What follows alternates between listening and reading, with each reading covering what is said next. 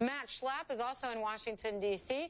He's a Trump supporter now and a former political director for George W. Bush. Thanks to both of you for being with us. Matt Schlapp, I'm going to start with you. Several times we had interviews together, and you've always, of course, been a Republican, but you didn't declare your support for Donald Trump. Why are you supporting Donald Trump now? Because in America, what tends to happen is that we have a two-party system. And for those of us who are on the center-right, we tend to line up with the Republican candidate. And for those who are on the center-left, they tend to line up with the Democratic candidate. So I'm a proud supporter and enthusiastic supporter of Donald Trump, and I think he has a real chance to win the race. And you don't have any issue with him calling a former Miss Universe Miss Piggy, or some of the things he said during the debate, that he's proud not to have paid federal taxes, all of those things that cause some amount of controversy. That is not problematic for you as a center-right Republican? In the last year, and I've been on with you several times, in the last year there have been all kinds of moments in this campaign where I would have done or said things differently.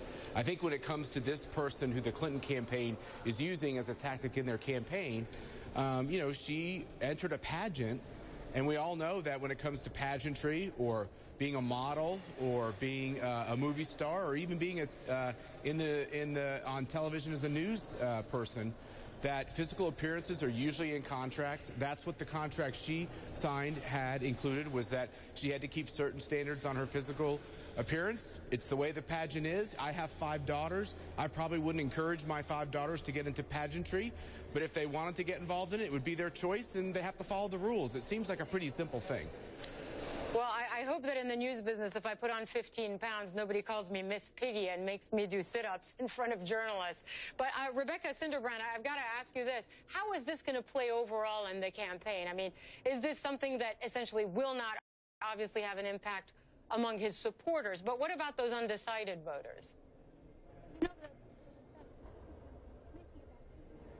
All right, I can't hear Rebecca. We've lost your mic. Rebecca, if you can hear me, your mic is either on the floor or not switched on.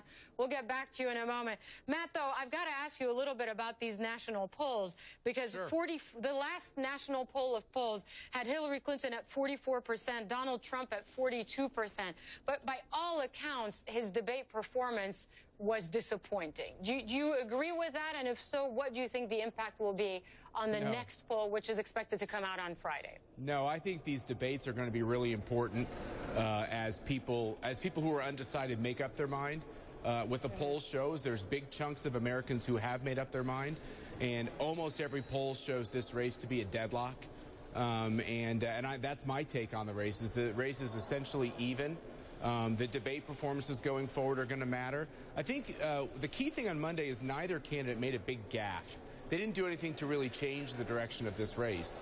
The biggest problem Hillary Clinton, I think, has going forward is the fact that, this is just a year where the electorate, in every poll you look at, a vast majority of Americans, up to 70%, believe that our country's on the wrong track for all kinds of reasons. So we want to make a change. And in America, we don't tend to do 3 terms with the same party in the presidency. We tend to go back and forth. But this is an election like no other, as you know, yes, Matt. Rebecca, right. We have her back. Hopefully, Rebecca, your mic is on and it's working. I was asking you, this Alicia Mercado controversy, the statement on federal taxes, perhaps the fact also that he underperformed during the first debate. What is, in your opinion, the impact on the overall race? Well, that's a question that remains to be answered. Of course, you know the bet that the Clinton campaign is making in raising all of these issues. They had a sense of how Donald Trump might respond, and they were hoping that he would respond that way, and so far he's been fulfilling their expectations. They expected that when she raised the issue of Alicia Machado and the comments that he made earlier, that he's not someone who would back down from that. He's someone who would instead double down on it and defend it, and that's something that's not necessarily going to play well with women voters.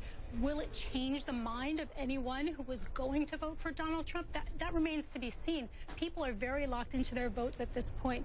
The question can come down to enthusiasm, though. There are people who would be inclined to support the Republican candidate, suburban women voters. Is this something that could maybe make them stay home? It remains to be seen. And it's enthusiasm, Rebecca. It's also the undecided voters, those who perhaps weren't sure.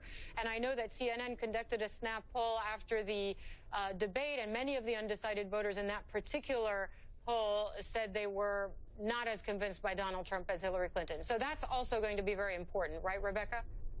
Oh, absolutely. And, you know, you saw the other night, and we're going to have to see in a few days from now whether Donald Trump has kind of shifted up his debate preparation. You saw the difference between someone who is a practice debater, someone who's been doing this for a very long time, someone who's faced a member of the opposite party on the debate stage before, and someone who was at their very first one-on-one debate. Hillary Clinton laid a number of traps for Donald Trump, and he walked right into them. They wound up talking about a lot of things that Donald Trump would rather not have spoken about, and not touching on a lot of topics he probably would rather have done. Perhaps a more skilled debater would have been able to steer the conversation towards and away, depending on what he wanted to talk about, but he didn't do that. And of course, he's someone who has not engaged in a lot of traditional debate preparation. We're going to have to see whether or not that changes in the days leading up to the next debate. All right, Matt Schlapp, thanks so much. We'd love to have you on again. Rebecca Cinderbrand, thanks to you as well, coming to us from the Washington Post. We thank you for your time on CNN. Quick break. We'll be right back.